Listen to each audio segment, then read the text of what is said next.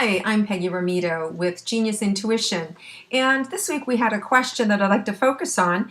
And for the Genius Intuition, someone wrote in and said the whole visualization worked, and they're referring to the Genius Intuition class from 2 weeks ago, except that she did not receive an answer for her mother or herself, and that she seemed to have some sort of block. So I'd like to address all of us that can from time to time go into that intuitive space and get nothing. There either feels like there's a block to it, like nothing else is coming in, or we are receiving information that feels off. So whatever the block is to you. So today's class is really about helping you get more understanding about the blocks that are there, how to get around those blocks or through those blocks, whichever way you want to discuss it. But that's what we're going to talk about. So the first thing is you always want to acknowledge what you receive.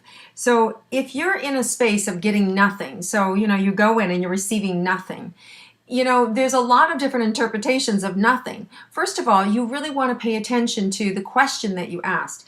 What was the question that you asked? Because if you asked a question like, is it in my highest good to, get in the dispute between my children? The answer could be do nothing. It could be that, but because you received nothing, that is the answer, to do nothing. Or it could be that there's a big block there, and all of a sudden when you go into that block, you feel a lot of fear and go, ooh, I don't want to get involved. I don't want to pick sides. I don't want to become involved. And so there's a fear there. So depending on the question that you've asked and depending how much you're attached to that answer is going to determine your ability to be able to receive accurate intuitive information. So you really want to pay attention to what's going on for you. So if you have that anxiety in your stomach when you saw the block or felt nothing there, then when you feel that anxious in your belly, you want to receive. So whatever it is you're receiving, just notice, okay, now I'm noticing this fear coming up in my stomach. So embrace it. Just embrace it, whatever you experience, and then exhale, let it go, and see what comes up next if something does. The other thing that you could do, if it's not just an empty space, you can also say to yourself, if you're noticing you're attached, I don't care what the answer is. I don't care, which child is going to win this battle or what the difference is. Just give me the answer. I really don't care. And so by kind of throwing your wants and desires out the window and just give me the facts, ma'am, sometimes that breaks the ego and then you're able to receive new information. So that might be a way to clear a block. The third thing that you could do is you could put something in that space. So if there's just an emptiness and you're not really noticing anything, but nothing is going on. In other words, when we really feel a block, there's almost like a wall, like it's something stopping us. So you wouldn't want to, you could put something on top of that in the form of like a book, and imagine a book opening up to give you the answers. Or you could imagine a movie theater. You're sitting in a movie theater and all of a sudden it opens up and you're seeing the story play out on the screen. So if you're feeling a block and going, wow, there's a block there, I wonder what it's about, give me more information about this block, then you could add a book that opens up to give you the answers about why there's a block there. You could imagine a movie theater, you're sitting in it, and then you're just seeing the block, and all of a sudden a memory pops into your head. Oh, that's why I can't get more information about this. Or the sky opens up and you see a skywriter across the sky giving you additional information. So another way to handle the block is to put something on top of the block, a book, something visual that gives you more information to receive. Now, if you're not somebody who's visual, you could just feel that energy. Just as I talked about, if you feel something in your body, then you want to go into it. Another way to do it would if you just know the answer. And it could be that all of a sudden, wow, you know what? I'm not getting anything, but I know now's not the time to do this. I know that I'm tired. I really need to go to bed. I'm not sharp. You could feel pressure that you have an appointment that you have to keep, or you have to go meet someone for lunch or a business meeting. So there's pressure there, and you don't have the time to really put into your intuitive practice right now. So sometimes there's just a knowing now's not the time, and that's just the block. Or I know not to do this. Another thing is if you're attached to looking good, if you're attached to the outcome, if you're attached or feeling pressured to master this right away because you have some goal in mind or some, idea of where this will go, that's another pressure. So you want to do your best to alleviate pressures, alleviate conversation, anything that's going to keep you from really just being able to be observing and allowing the information to come in. So the first thing to do, or another thing that we could do, is, when I first started doing this work, whatever it was, 12 years ago, 13 years ago, I remember laying in bed. I would always do it at night because I had no time. I had 3 little children. I was running a business with my husband full time. And so the only time I could do this is when I was falling asleep. And it was also the best time because my mind was quiet and information could come in. So one of the things that you could do is switch up the time of day. If you're somebody who's trying to do this during the day, switch it up and do it at night. If you lay in bed right before you go to sleep and try and do it, you're more relaxed. And I remember the first 2 weeks I did it, I heard nothing. I would put my question out there and I would say, okay, is there anything I'm supposed to be working on today? Is there anything that I need to know?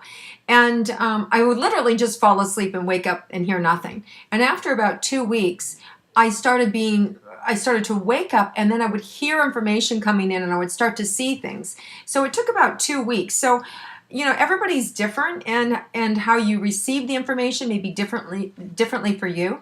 But the evening hours, the middle of the night, and right when we go to bed, it's always much better. So switch it up. Our egos aren't busy with the craziness of our lives during the day, and we're more relaxed, making it easier to receive intuitive information.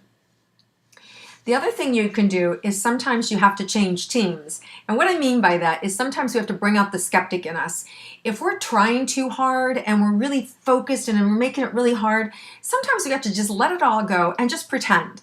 Let's just pretend. Let's just go the opposite realm. And this has happened to actually a lot of people. I think right away of Dr. Brian Weiss. He wrote the book Many Masters, Many Lives, and he set out to disprove the idea that we didn't have past lives. And in his quest for that, he was a hypnotherapist, and all of a sudden, people in very specific detail would tell him all about their past lives. And then he would research and find out there was truth to it. So it completely altered his life. It completely altered millions of people's lives, because it is an amazing bestseller book out there. It's been around for years. He's a wonderful teacher. And so he took the opposing view. So what we can do with that is, maybe your energy is like that. Maybe that you're somebody that needs to be just more practical about it and just step into that, that other mode, and you may discover another channel for yourself. Instead of trying so hard to prove something, step back, and not really by disproving, but just like letting go and not caring. Not really caring that you have to prove this to be true. And let's just see how it is. And really kind of be more matter of fact. And when you do that, it really just kind of opens up another space for you, another way of being, and allows information to come to you. So this week, what we're going to do is I'm going to have you practice being psychic. And I want you to do it in a really matter-of-fact, grounded sort of way, like you're just pretending. And even the more flamboyant you can be, I always think of, these psychics way back in the 50s, who would have the long cigars and, well, darling, it's like this, and just blow it out. As you exhale, that energy, what it does is breath always wakes us up, right? It always opens up that channel. Pretending also opens up the creative channel, and you just drop into that space of I know it all. It just falls out of your mouth. If you look at a lot of skeptics in the world who don't believe in psychics, there's some of the most authentic in their work. They really believe that, but they're also some of the most intuitive people. They're very intuitive. They just don't call it intuition. They just think it's them. And so, it's coming from this very matter-of-fact, grounded way. It's just that their beliefs don't allow them to open it up to the genius channel that's available to them. So what I want you to do is I want you just to practice in this really kind of overt, overly pronounced way of, pretending or practicing that you're psychic, and just the facts, ma'am. Just whatever falls out of your mouth. And I want you to do it with something that doesn't matter. Things like football, things like, sporting events, something that you would see during the day that you might go and you would go, see what's playing that day, whether it's a basketball game and it's the Bulls and the Miami Heat. And then I want you to say a question like, okay, who's going to win the basketball game between the Chicago Bulls and Miami Heat tonight, or whoever it is that you're looking at. And then what you would do is just really give out that long exhale. really relax, and then just start talking. Okay, in the first quarter, this is what I see happening. And you really sort of feel like you're making it up. But that's okay because it's just being creative. It's opening up that creative channel. And what you'll notice is maybe initially you're leading the information, you're creating it, but at some point there will be a trigger that happens and the filter of your mind will be opened up and the accurate information will slip in there. And whether you're just writing it out as a dialogue on your computer or whether you're speaking it into a recorder, you need to get it out of your head.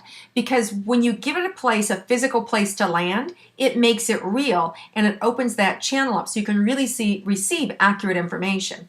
And then, of course, you're going to get immediate feedback because the next day you'll be able to see, oh, who won? And you'll be able to look and see, wow, I saw, this team afterwards, there was a riot, or I saw this person, had an exceptional game, or, you saw, different things that you could have seen that are popping up as intuitive hits. And the more that you practice that, it's going to teach you to really trust what you're receiving. It's a lot of fun. It's really easy. And it's just really letting go, surrendering, pretending you're psychic, trusting your instincts, and not making it a big deal.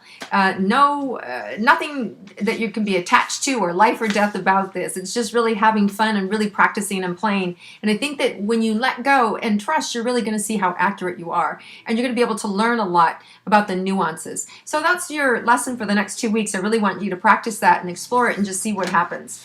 I do want to mention that if you like the Genius Intuition classes that I'm putting out there, and I hope that you will share them with other people and that you'll click like and go to my fan page on Facebook and click like as well.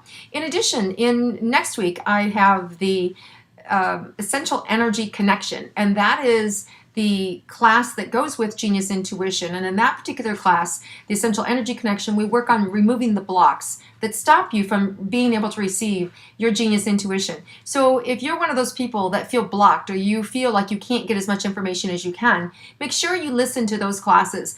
There were a couple that I've done already that you can go back and listen to, or there's a new one that's coming up next Thursday. And if you want to participate, please send me an email and let me know, and I'd be happy to do something live with you, because I'm always looking to do something with individuals that will make a difference for the whole group.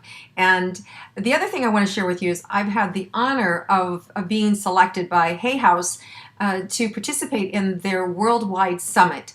And what they've done is they've taken 100 authors and experts from around the world, and they've interviewed them and brought forward some of their best ideas or conversations or things that they really believe in their expertise in the world. And this is going to be free to the public, and it's going to be starting in June, but I'm going to be giving an email out on May 13th. So look for May 13th. I'm going to give you either an email, a Facebook post, all the information you can to sign up for that free Hay House Summit. All your favorite people are on there, Louise and Reed and Wayne Dyer.